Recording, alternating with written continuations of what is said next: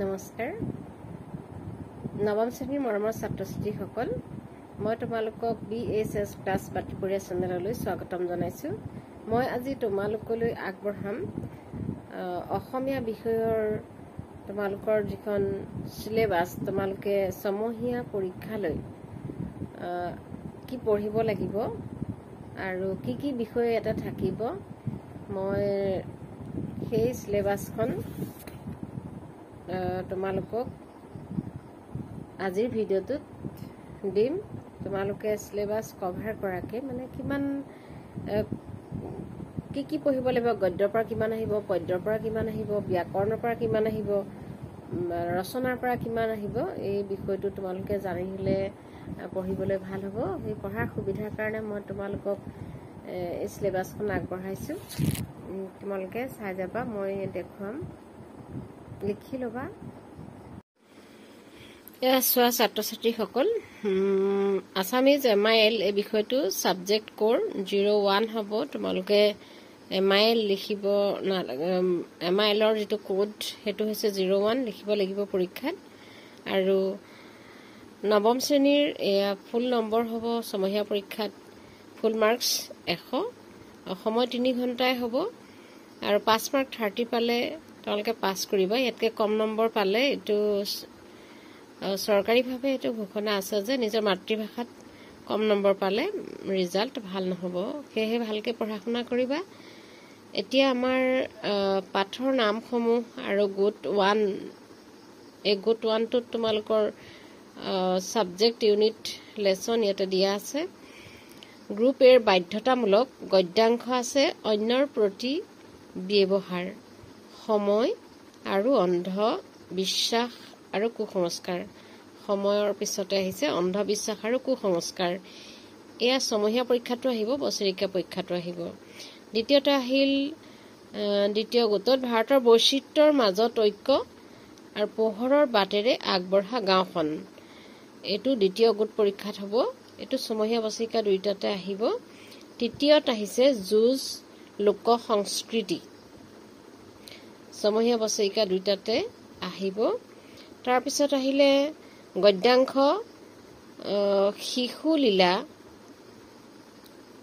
শিশুলীলা, মানৱ বন্দনা, গীত আৰু ছবি।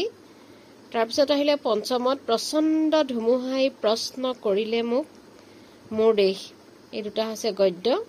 তাৰপিছতে আহিলে ব্যাকৰণ, নত্ববিধি, সত্ববিধি, সমাৰ্থক শব্দ, বিপৰীতাৰ্থক শব্দ, সন্ধি, জুৰীয়া শব্দ, দ্বন্দ্ব সমাস, অনুৰূপ শব্দ। এইখিনি তোমালোকে পঢ়িব লাগিব। লগতে পঢ়িব লাগিব প্ৰত্যয়, অসমীয়া কৃত আৰু তদ্ধিত প্ৰত্যয়, নিৰ্দেশক প্ৰত্যয় আৰু অসমীয়া স্ত্ৰী প্ৰত্যয়। এইখিনি তোমালোকে জানিব লাগিব, পঢ়িব লাগিব পৰীক্ষালৈ। তাৰপিছত আহিলে তোমালোকৰ পাঠৰ নাম ইয়াতে আৰু আছে। সানমিহলিৰ প্ৰশ্ন কিছুমান থাকে নহয়, লিখিবলৈ দিয়ে প্ৰশ্ন, যে ভাৱ সম্প্ৰসাৰণ কৰিবলৈ দিয়ে, বাক্য ৰচনা কৰিবলৈ দিয়ে, তাৰপিছত আবেদন লিখিবলৈ দিয়ে, এয়া দিব। 7 নম্বৰতে কৈছে ভাৱ সম্প্ৰসাৰণ, বাক্য ৰচনা আৰু আবেদন লিখন। ভাৱ সম্প্ৰসাৰণ কেইটামান মই দিছিলোঁ। তাৰপিছত আছে তোমালোকক মই ইউটিউবত দি থোৱা আছে। 8 নম্বৰ আছে ৰচনা, ৰচনাত 8 নম্বৰ থাকিব। দ্ৰুত পাঠ আমি পঢ়ি আছোঁ, আহোমসকল, কছাৰীসকল, কাৰ্বিসকল।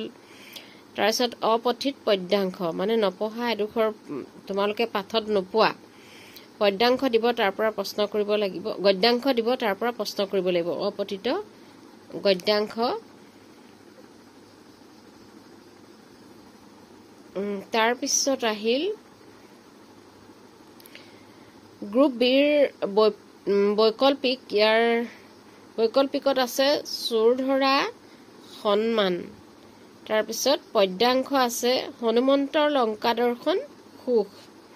তাৰপিছতে আছে ব্যাকৰণ, বিপৰীত লিংগবাচক শব্দ, বিপৰীতাৰ্থক শব্দ, সমাৰ্থক শব্দ, জুৰীয়া শব্দ, আধুনিক অসমীয়া শব্দলৈ ৰূপান্তৰ।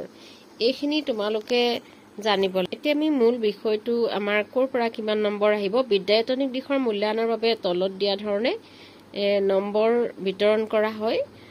গদ্যৰ পৰা আহিব 25 নম্বৰ, পদ্যৰ পৰা আহিব 18 নম্বৰ, ব্যাকৰণৰ পৰা আহিব 10 নম্বৰ, ৰচনাৰ পৰা থাকিব 8 নম্বৰ,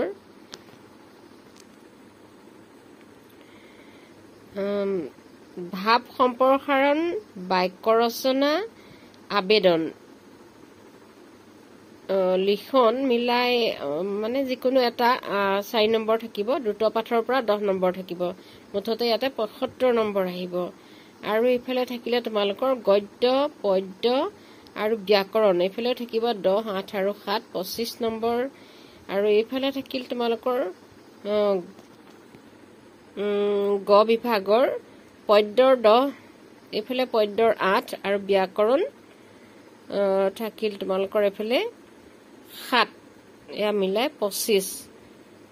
তোমালোকে মুঠতে মানে গ আৰু খ বিভাগ নাইবা এনেকৈ দিয়া থাকে নাইবা থাকে, সেইকাৰণে নম্বৰ বেছি দেখা পাইছে। 75 আৰু এইফালে দুইটাৰ এভাগ তোমালোকে 25 মাৰ্কৰ কৰিব লাগিব, 50 মাৰ্ক হ'ব। তোমালোকৰ ইয়াতে বেলেগকৈ MCQ নাথাকে অন্য প্ৰশ্ন কাকতৰ দৰে। এনেকৈ সম্পূৰ্ণ 100 নম্বৰৰ প্ৰশ্ন উত্তৰ তোমালোকে কৰিব লাগিব। তোমালোকৰ চিলেবাছ অনুযায়ী ব্যাকৰণসমূহ মই ইউটিউবতে তোমালোকক দিবলৈ চেষ্টা কৰিম। তোমালোকে চেনেলটো ছাবস্ক্ৰাইব কৰি থবা আৰু কিবা প্ৰয়োজন হ'লে কমেণ্ট বক্সত কমেণ্ট কৰিবা। আজিলৈ ইমানতে এইটো ভিডিঅ' ৰাখিছোঁ। ধন্যবাদ।